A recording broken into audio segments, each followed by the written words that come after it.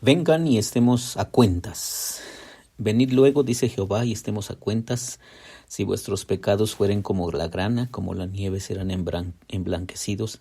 Si fueren rojos como el carmesí, vendrán a ser como blanca lana. Isaías capítulo 1, versículo 18. Era aproximadamente el año 760-750 a.C. cuando se levanta esta voz, la voz más impresionante de los profetas, un grande entre los grandes, el profeta Isaías. Isaías, hijo de Amós, dice el capítulo 1, versículo 1, visión que recibió Isaías, hijo de Amós, acerca de Judá y Jerusalén, durante los reinados de Usías, Jotán, Acaz y Ezequías, reyes de Judá. Isaías era un hombre de letras, un ilustrado, un hombre de la corte que asesoraba a los reyes y sobre todo, era un hombre que tenía una grande conexión con Dios y tenía muy claro definitivamente lo que el Señor quería de su pueblo.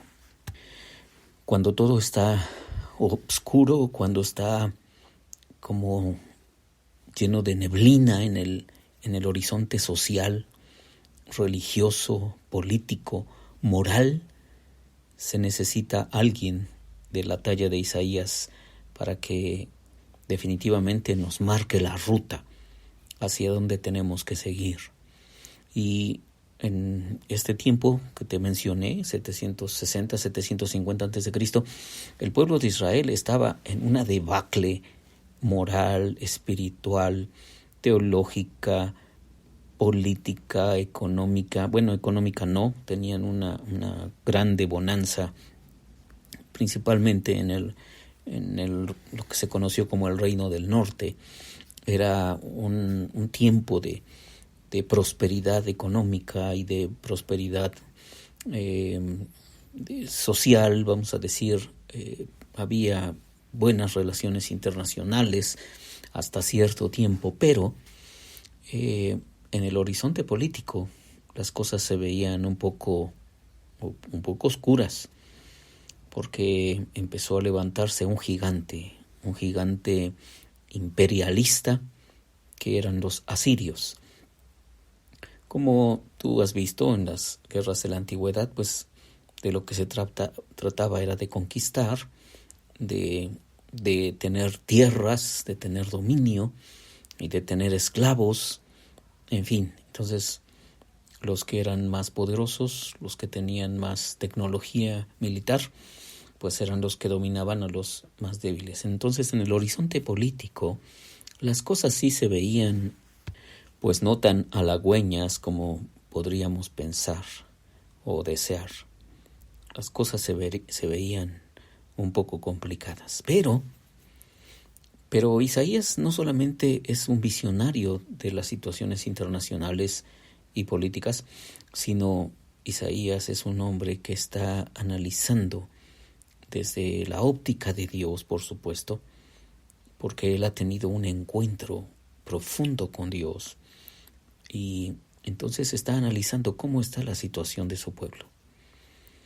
Y entonces dice esta frase que quiero dejar contigo en estos siguientes días, previos a que termine nuestro año, a que hagamos un cierre de año interesante, pero también interno, que hagamos un cierre de año reflexivo, porque, como te he dicho en otros devocionales, ahora con la rapidez con la que andamos, pues ya casi no da tiempo para la reflexión. Hacemos muchas cosas por reacción y hacemos muchas cosas por activismo y por urgencia de hacerlas, pero los estudiosos sociales de nuestro tiempo están diciendo que cada vez reflexionamos menos. Y una de las grandes tareas, me parece, que de los que enseñamos la Biblia, de los que estamos en los púlpitos y predicamos, es ayudar a las personas a que hagamos un alto, porque de eso consiste la reflexión, ¿cierto? En hacer un alto, en detenernos en esta vorágine de cosas que hacemos todos los días, detenernos, calmarnos, aquietar la mente y aquietar el espíritu y dejar de reaccionar para detenernos y reflexionar. Estar pensativos y después de estar pensativos volvernos proactivos. Entonces, en el texto que estamos analizando, Dios le dice a su pueblo, vengan y estemos a cuentas. Si vuestros pecados fueren como la grana, como la nieve serán emblanquecidos. Y si fueren rojos como el carmesí, vendrán a ser como blanca lana. En forma muy simple, no te voy a explicar todo el texto y con toda la metodología, pero de forma simple, lo que Dios le está diciendo a su pueblo es, vengan, hagamos cuentas. Y ustedes tienen que arrepentirse.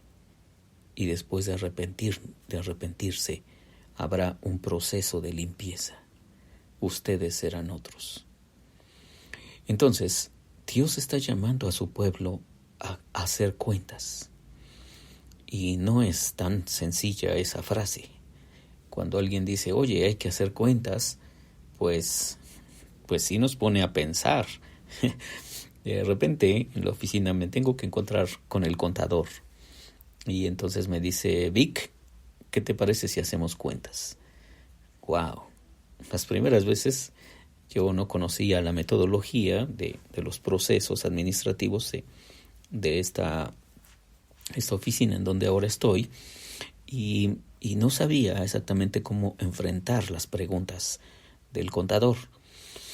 Ahora, después de una serie de procesos, pues ya conozco la metodología también de lo que se trata y normalmente me anticipo antes de que me digan vamos a hacer cuentas. Yo ya hice mis propias cuentas, así que llevo mis facturas y llevo lo que haya que llevar, los documentos, las explicaciones que haya que dar, en fin, todo eso. Y eso facilita el proceso.